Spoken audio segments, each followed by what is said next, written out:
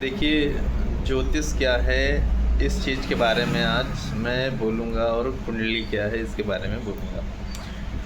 देखिए, ज्योतिष एक ऐसी विधा है जिसमें किसी भी व्यक्ति के जीवन के सारे पहलुओं का निष्कर्ष आता है।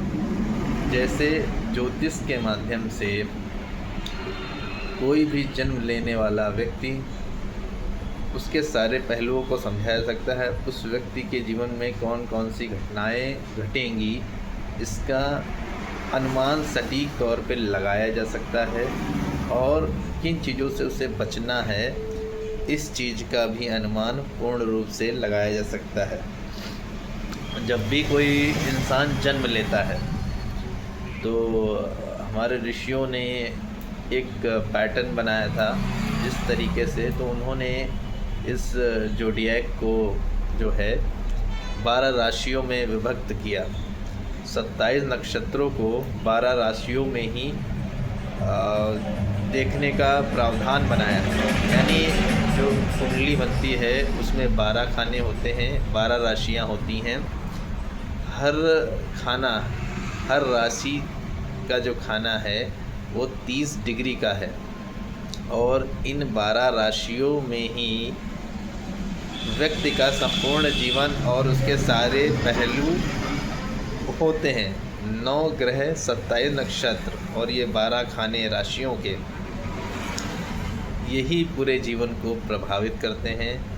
व्यक्ति को हर चीज़ से वो प्रभावित करते रहते हैं कि कब आपको पद मिलेगा, कब प्रतिष्ठा मिलेगी, कब आपको सरकारी नौकरी मिलेगी, कब विवाह होगा, कब आपको संतान की प्राप्ति होगी, या फिर आपको कितनी प्रॉपर्टी मिलेगी, आपके जीवन में कितने कष्ट आएंगे, क्लेश आएंगे, व्याधियाँ आएंगी, या जो आपको किसी तरह की मान हानि तो नहीं हो जाएगी।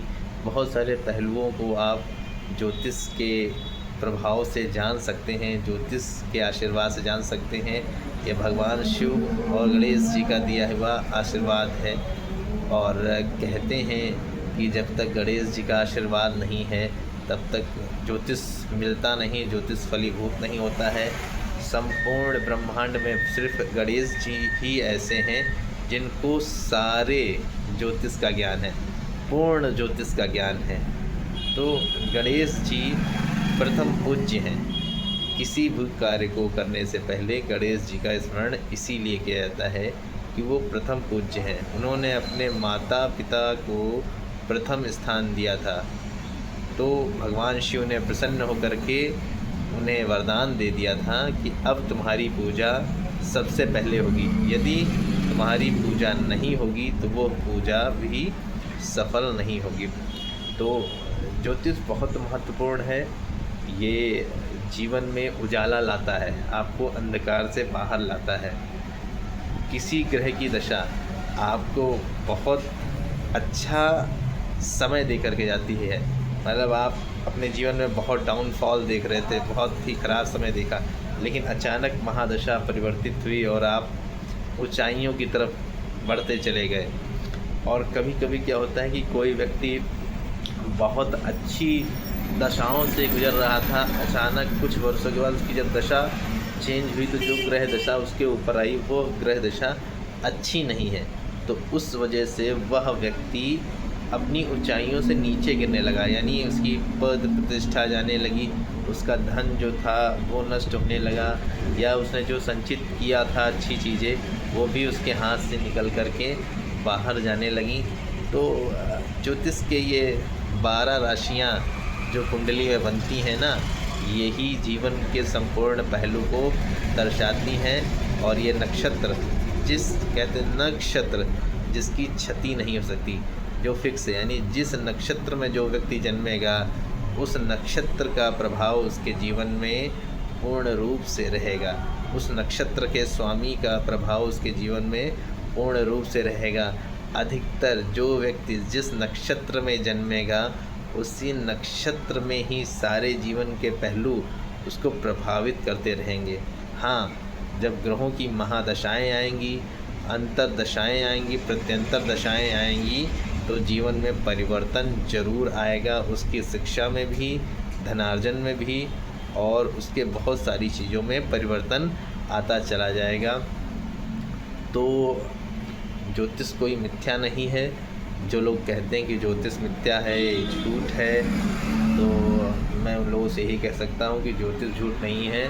बस ये है कि एक्यूरेट प्रेडिक्शन की कैलकुलेशन एस्ट्रोलॉजर द्वारा की जाए, और मुझे लगता है कि शास्त्र तो कभी नहीं अलाउ करते हैं कि किसी व्यक्ति का भविष्य कथन कहा जाए, कि किसी के भविष्य के बारे में कुछ बताया जाए। सबसे अच्छा है कि किसी भी हॉरोस्कोप को जब देखिए तो सबसे पहले उस हॉरोस्कोप में आप पहले किसी भी व्यक्ति की आयु का आकलन करिए।